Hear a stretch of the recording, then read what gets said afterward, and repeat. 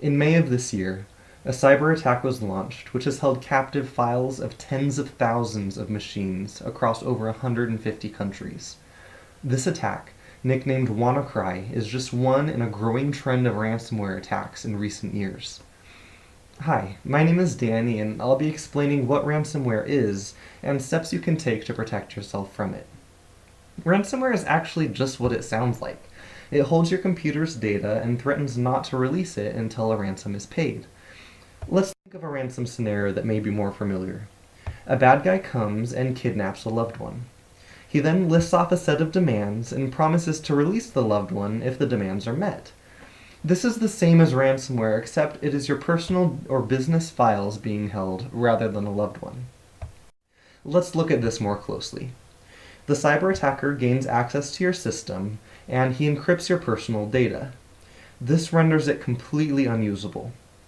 He will include a ransom note in the form of a text file in your file system with instructions on how to anonymously send him money, and in exchange the attacker promises to release your files. The problem is, even if the ransom is paid, the attacker may be unwilling or even unable to actually release these files. Even in the event the files are released, the malware remains on your system and it can be activated again. You may be wondering, how do I protect myself or my business from a ransomware attack? Let's look at two facts about ransomware. First, it holds your system files for ransom, and second, the attacker must gain access to your system in order to perpetrate the attack. First is your computer files being affected, so let's look at the same ransom scenario from before. Wouldn't it be great if you could just make a perfect clone of your loved one? That way, if anything happens to one, well, that's okay. I have a backup.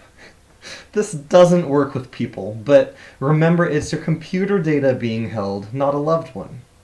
You absolutely can create a backup copy of your data that is just as good as the original. So first precaution, frequently and regularly back up your files. And do this on an isolated system. Unfortunately, ransomware travels well through networks and could hold any backup data on a network computer as well. Second is the attacker must gain access to your system.